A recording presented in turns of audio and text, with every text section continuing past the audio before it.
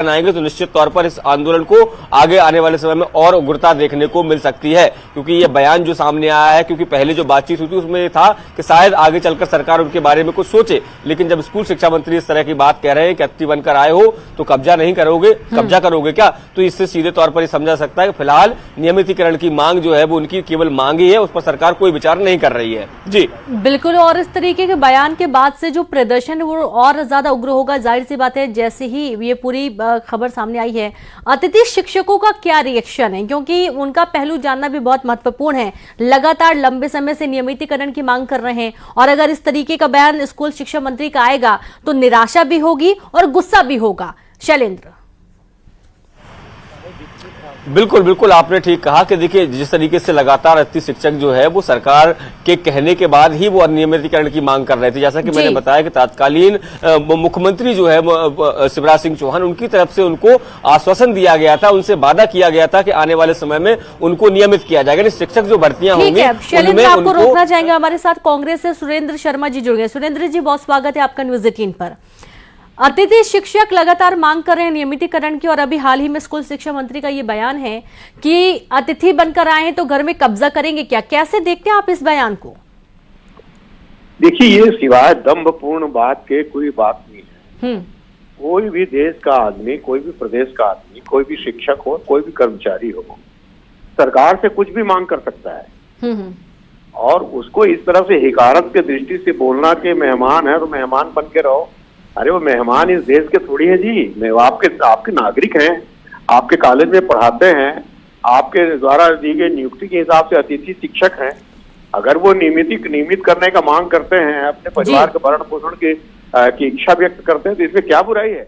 और अगर नहीं कर सकते तो कम से कम ठीक से बोल तो सकते हैं। जाहिर सी बात है, बिल्कुल सही कहा आपने। यहाँ पर कम से कम उनको अपने जो बयान है उन पर तो ध्यान देना चाहिए कि किस तरीके के बयान दिए जा रहे। बहुत शुक्रिया हमसे जुड़ने के लिए, बातचीत करने के लिए।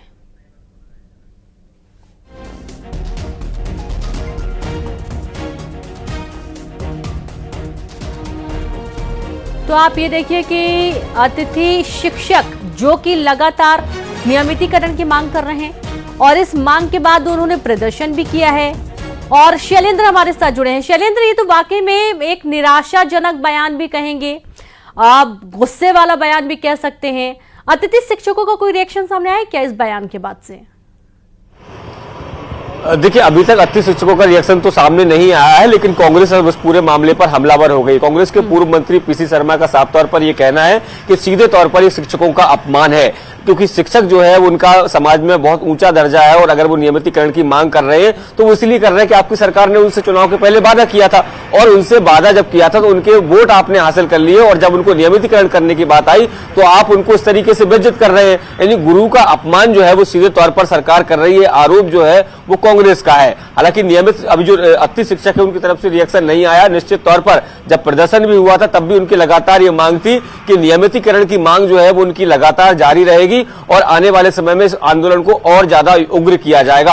और जिस तरीके से हमने पिछले दिनों देखा, जब वो सड़कों पर उतरे तो लगभग 7 से 8 हजार की संख्या में अतिथि शिक्षक थे, सीएम हाउस का घेराव करने निकले थे, लेकिन रास्ते में ही उनको रोक लिया गया था। उनके साथ पूरी कांग्रेस खड़ी नजर आई थी, चाहे उमंग सिंघार की बात हो या तमाम जो बड़े नेता हैं वो उनके समर्थन में पहुंचे थे। और हालांकि एक दौर की बातचीत हुई थी तो ये माना जा रहा था कि ये आंदोलन थोड़ा सा शांत होगा, और आने वाले समय में हो सकता है इनको थोड़ा बहुत प्रायोरिटीज आने वाले भर्तियों में दी जाए। लेकिन अब स्कूल शिक्षा मंत्री की तरफ से ये बयान आया है, उससे अब साफ लग रहा है कि अतिथि शिक्षक आने वाले समय में जल्दी कोई उग्र प्रदर्शन फिर से करने वाले हैं। शुक्रिया आपका शैलेंद्र तमाम जानकारी के लिए। और अब अतिथि शिक्षकों का प्रदर्शन और ज्यादा उग्र होने वाले देखने हैं कि सरकार इस स्थिति से कैसे निपटती है। और इसी के साथ इस बुलेटिन में इतना ही। नमस्कार।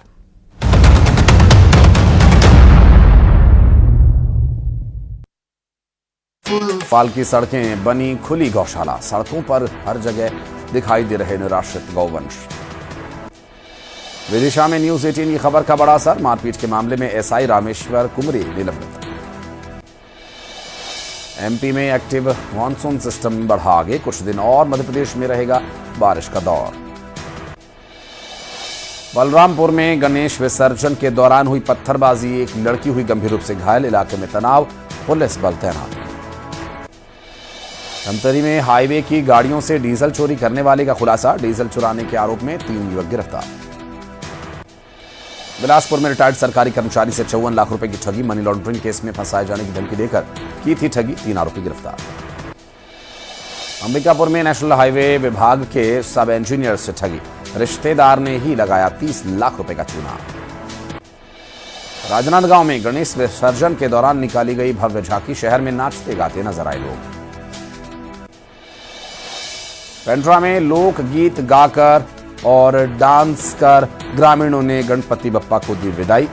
गणेश विसर्जन में दिखी छत्तीसगढ़ी संस्कृति।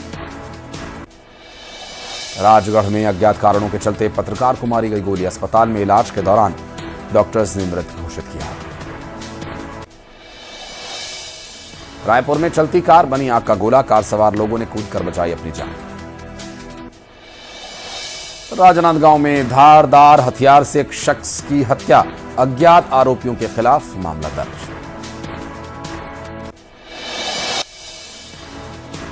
जम्मू कश्मीर में पहले चरण के मतदान जारी। जम्मू कश्मीर के 7 जिलों में